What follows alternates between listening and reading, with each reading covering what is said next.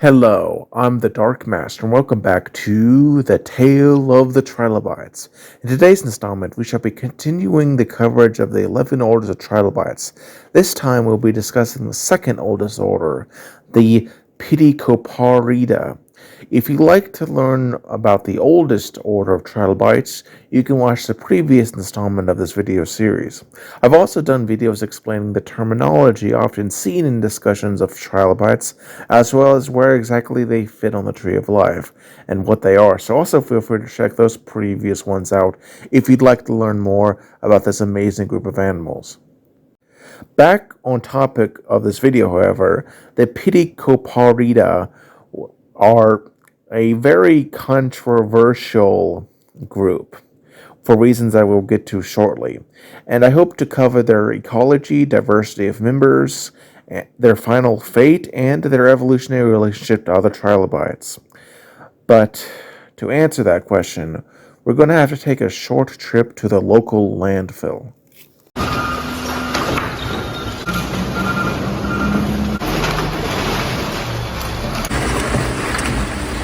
So, taxonomy is the study of how things are related to one another in an evolutionary context. And much like any science, it has gone through a lot of changes over time. And as such, some groupings have become questionable. Sometimes, due to a lack of care, we get what is called a WasteBasket taxon, or in some cases called a dust bin taxon. This concept was given a name by Stephen J. Gould in 1985, but as a concept it's quite old.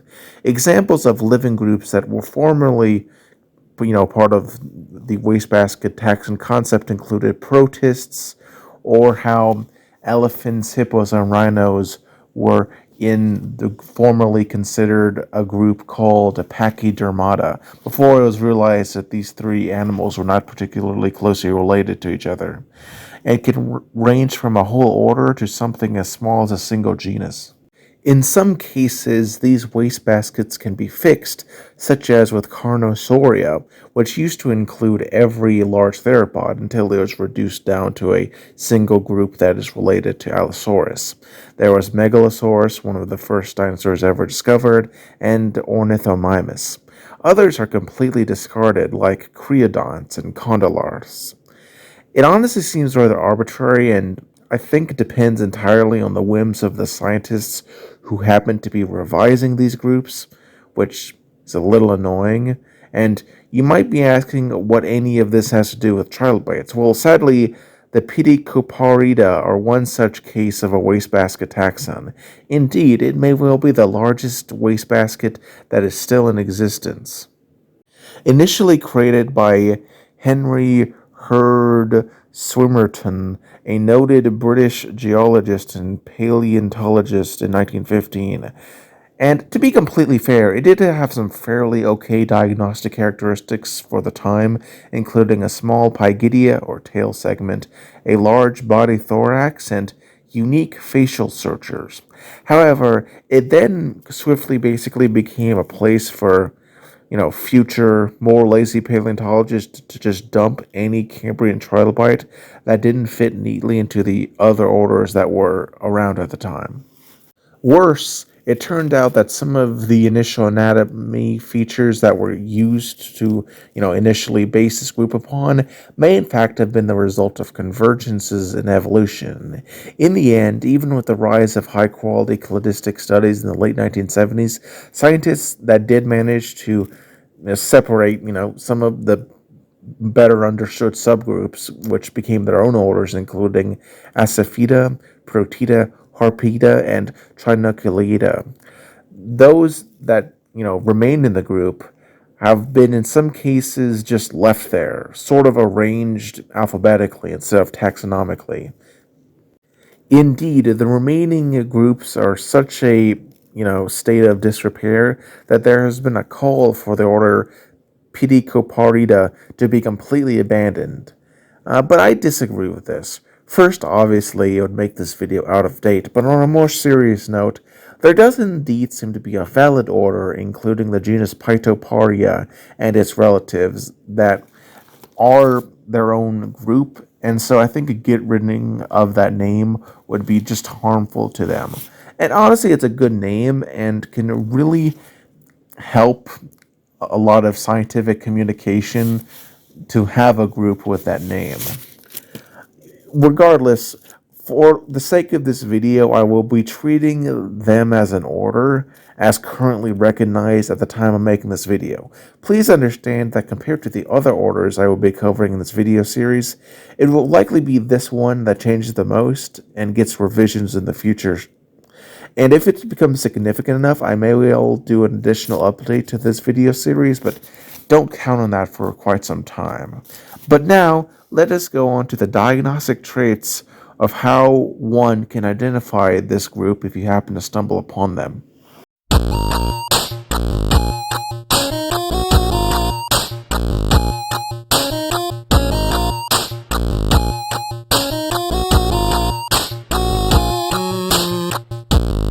So, as I established in the last chapter's video, there's a bit of vagueness with what exactly this group includes, with some families like the Bathyonidae and Burlingidae being bounced between them and the red Lachaeta.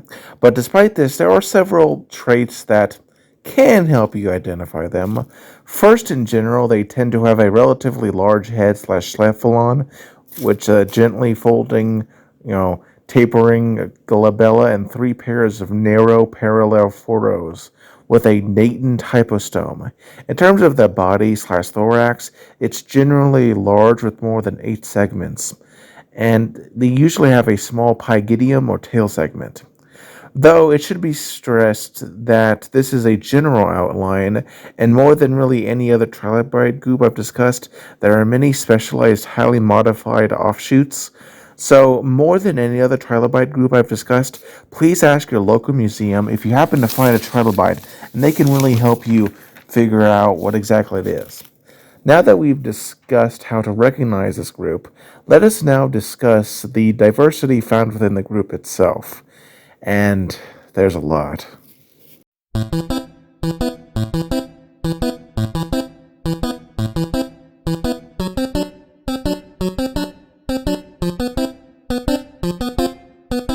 Alright, so the Ptychopariida are divided very unevenly into 2 suborders, the Olina and the Ptychopariida, as well as 5 families that don't fit into either. Let's start with those first before going to the major groups. First is the Avonidae, a very small family that contains 2 genera, best represented by the genus Wongia. Then there is the Poridae, which is another small family containing 2 genera, including Ityporus, which convergently resembled harpids and potentially were ancestor to that group, though that's still disputed. Then there are the Ptychopariidae, which includes 18 genera, the most notable being Semicyclocephalus, Stenopilus, and Toxocasmops. Then we have the family Cattylocephalidae, which includes around 28 genera, including Galepsaspis, and perhaps most famously Pamphigiaspis, a genus that has a large badunkadunk junk-in-the-trunk style growth on their pygidium, or tail segment. And last but not least of these basal families is Burlingidae from the Lower Cambrian. These were tiny trilobites under half an inch in length and are found worldwide and consist of 2 genera, the most notable being Schillemacea, which is the only trilobite known to have completely lost their articulated thoraxes, being fused into a single dome. It is known from what is now Norway, Sweden, and southeastern China. Now let's go on to the 2 major suborders. Starting with the smaller of the 2, we got the Olinina, which are distinguished by a narrow border along the cephalon, as well as some very distinct facial structures. Eyes are small to medium in size with prominent ridges, and thoraxes with 9 to 24 segments. They also had a very thin cuticle, sometimes considered its own order. They, however, have yet to really do this outside of some fringe sources on stuff like Tumblr. So for now, I shall be treating it as part of the Ptychopariida for the sake of this video. It contains only a single superfamily, the Olenoidea, which itself is divided into a single family, the Olinidae. This family was rather large, containing over 65 genera. Notable ones included Olenus, Balonibarbi, and Cloacospis, notable for their ecology, which I shall return to in a bit. And then there also include Triarthus, a genus which single-handedly revolutionized our understanding of the soft tissue of trilobites as a whole, and was the last Ptychopariid trilobite. But both of those things we shall talk about later. So let's just leave it at here for now. The second and far larger suborder is the Ptychopariida, which is outside of the mysterious genus Tonopobalia, divided into two superfamilies, the Elliptocephaloidea and the Ptychoparoidea. Let us start with the smaller of the two. The Elliptocephaloidea are distinguished by a glabella that tapers forwards, 5 pairs of lateral furrows, and generally 12 to 16 thoracic segments. It is also among the oldest of all trilobites, with the small family Bigotinidae, most well known for Bigotoni itself, appearing very shortly after the first Redlicida.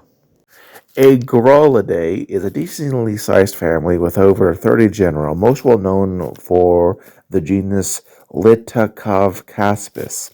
Then we got the Aldoneidae, which is a smaller family of about 10 genera, the most well known being Aldonoia. Next, we got Chengkugie from the deposits of China, the most famous genus being Zequiella. Ellipsocephalidae is the largest family in this superfamily with over 65 genera. Notable ones included Bergenroialis and Ellipsocephalus, with small eyes that dwelled in deep, poorly lit areas and gave the superfamily its name. The Estangidae are another decently sized family with around 23 genera, the most notable being Estangia. Then there is the Paleoolenidae, which contains 17 genera, the most notable of those being Paleolenus. Last but not least is the monotypic Eungneocephalidae, which contains the genus Euenocephalus, which is, kind of an okay looking trilobite. Now let's go on to the second and last superfamily that we should be talking about, which is a lot larger. The second superfamily is the Ptychoparoidea, which contains a total of 37 families. Yeah, that's a lot. First, there is Acrocephalidae, which includes 18 genera, the most notable one being Acrocephalides. Then there is the Alocystocaridae, which includes over 50 species of egg-shaped trilobites. The most notable was Elrathia. Then we got the Antagamidae, which includes around 27 genera, the most notable being Antagomus. Then there is the Asaphicidae, which includes 24 genera, the most famous being the 30.1-inch long Utah genus Asaphicus. Then there is the Atopidae, which is a small family of 4 genera, the most notable being Pseudoatops. Then we got another small family of 5 genera known as the Bolaspidae, the most famous of them being Bolaspis.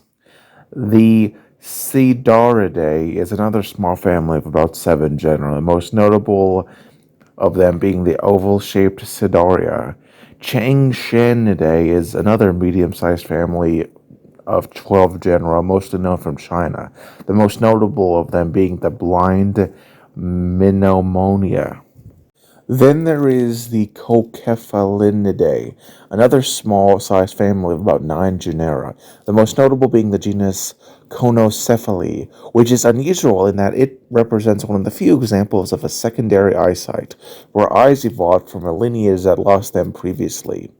The Conchocephalidae is another mid-sized family of about 10 genera, the most notable being Cocephalidae.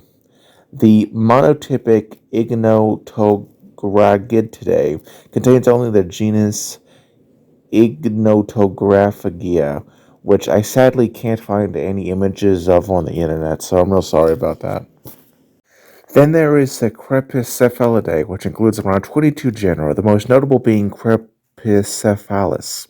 Then there is the Diceratopscephalidae, which contains 11 genera, the most notably being Diceratopscephalace, which had two horns on its head. Then there is the Elvidae, which is a mid-sized family of about 29 genera, and for the record is not named after Elvis, and who's most notable for the genus Elvina. Then there is the Eulomidae, which contains around 31 genera, the most notable of these being the genus Eulomoa, which is known from piebald-colored fossils. The Holocephalinidae is a small family of three genera, the most well-known being Menerviella. The Inoidae is another small family of 11 genera, the only notable one being Inoia. The Isocolidae are a similarly sized family of 13 genera. The most interesting is the genus Isocolus, commonly found in mass groupings. Then there is the Kingstonidae, which consists of a total of 21 genera. The most well documented is the genus Brachyspidion. Lysanidae is another small to mid-sized family of about 10 or so genera, the most notable being Lysahiania itself, which gave the group its name. Then there is the family Lanoaspida, which held a total of 13 genera, the most notable being Democephalus, which looks like that Squidward meme. Then there is the family Longocephalidae, which contains 27 genera, a medium-sized family, the most notable genus being Weeksia. Even then, it's only weakly known, though. The Lorenzelidae is another middling-sized family of around 14 genera, none of which really have any good documentation on the internet, and so I couldn't find any pictures for them. Sorry about that. Uh, can't win them all, I guess. The Maponidae is a smaller family with around 9 genera or so. The most interesting one being Quitacitra from deposits in Queensland. The Majumidae is another average-sized family of 17 genera, the most fascinating of them being is the genus Modosia. The Menemonidae is another standard-sized family with around 14 genera, the most notable one being the genus Menomonia. The Nepidae is a small family of 6 genera, the most notable being the genus Nepia, with a unique spine contrasting with an otherwise rather boring body. The Phylaxipteridae is a very tiny family with only 5 genera. The only one that is well known is Drabia, which is honestly a rather drab-looking trilobite. The Norwoodia is a fair-sized family of 9 genera, and the most interesting being Norwoodia itself, a trilobite that convergently evolved a body plan very similar to that seen in the horseshoe crabs that still persists to this day. The Papiraspididae is a fairly sized family of 10 genera. The only notable one is Papinoaspis. Then there is the Shumaridae, a decently sized family of trilobites with about 21 genera. The most worth talking about is the genus Shumardia, which is well known for illustrating the development trilobites went through as they grew up. Then there's a Tricrepicephalidae, a small family of 4 genera, the most notable being a Tricephalus itself, which had a very tail-like pygium that was shaped like a fluke you see in whales, and is known from North and South America. Then there is the family Utidae, which holds 6 genera, none of which have been well documented, so sorry I can't show pictures. Then there is the family Wuonidae, which, true to his name, is mostly Chinese and contains about 13 genera. Again, none of which have really been well documented, so I can't show you any here, sorry. Luckily, the next family, the Boaspidae, is large and well documented, with 72 or so genera, the most interesting one being Hatangia. Then we got the Solenopleurida, which is another very large family with around 87 genera, most of which are small, and the most completely known is a Solenopleura. Last but not least is the Pycnoparidae, which includes around 167 genera. These include Ptychopariida itself, which was a fairly standard-looking trilobite, and one of the first trilobites to be scientifically described, and it was actually a very diverse group. And I want to say I've only shared the surface of the Ptychopariida as a whole. There are so many that I didn't show off. But now let's go on to how these animals may have lived.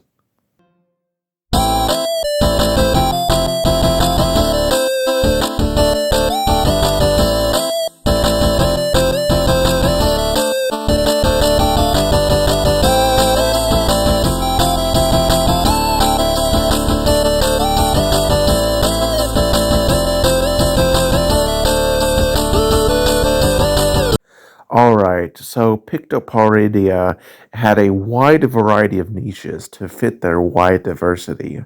Many, if not most, were likely generalized scavenging omnivorous particle feeders.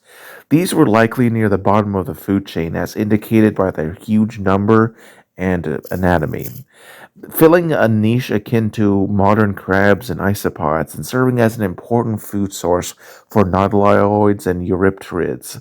Unlike the early redlichetids, however, they did have greater defense and could roll up, albeit in the primitive double enrollment manner, meaning that they were able to endure new predators far easier.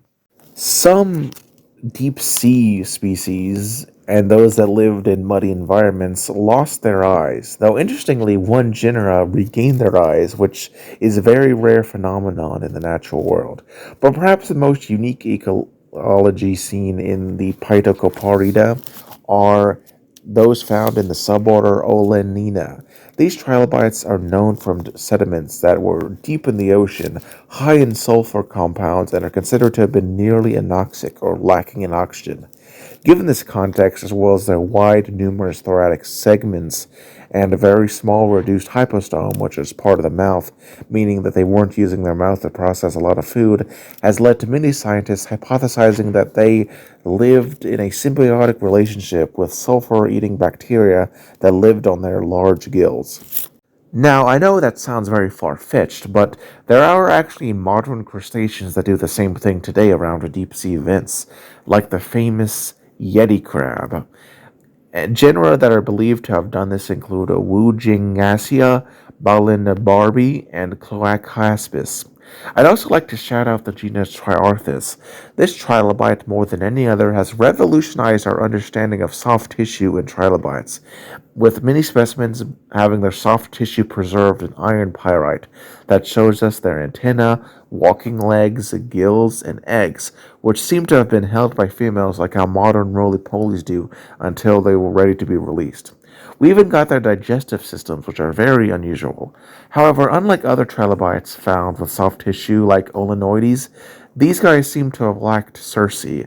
Though given how rare soft tissue preservation trilobites are, it's hard to know if this is unique to the genus, if all pedicoparids lacked cerci, or if it just varied as a group by group basis.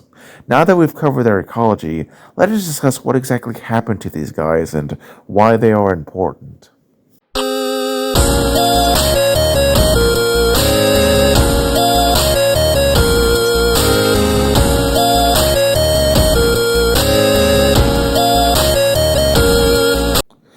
Alright, so the Ptychoparidae took over as the dominant trilobite groups alongside the Corynex Agnostic and early Esphaphida after the Redlichetids perished during the mid-Cambrian period.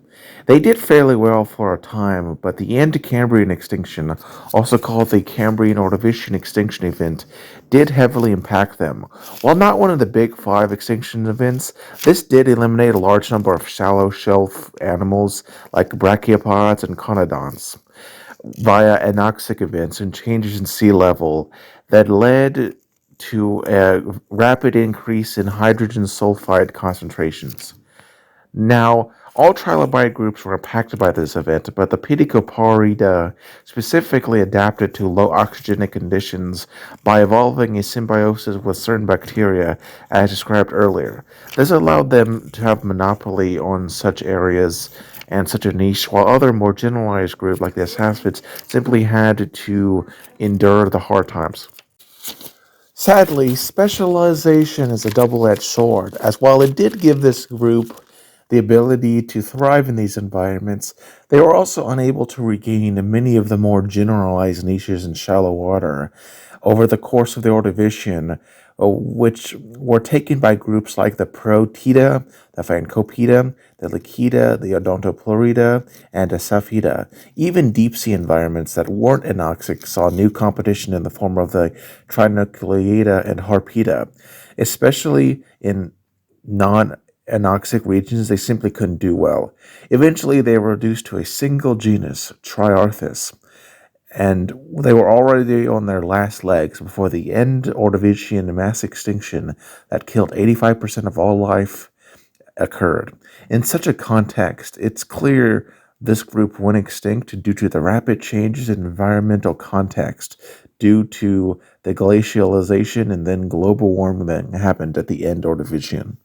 Regardless of this meager end, the Ptychopariida are a highly important group, giving rise to four, potentially five of the other orders, those being Saphida, Trinucleata, Harpida, Phancopida, and Protida.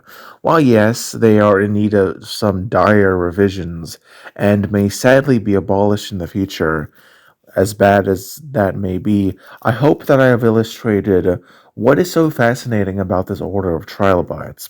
They manage to exploit new niches and experiment with various things, setting the groundwork for later groups.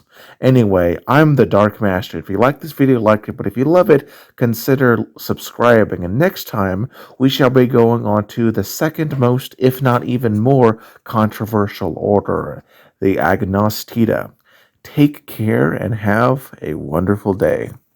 Sorry, man, for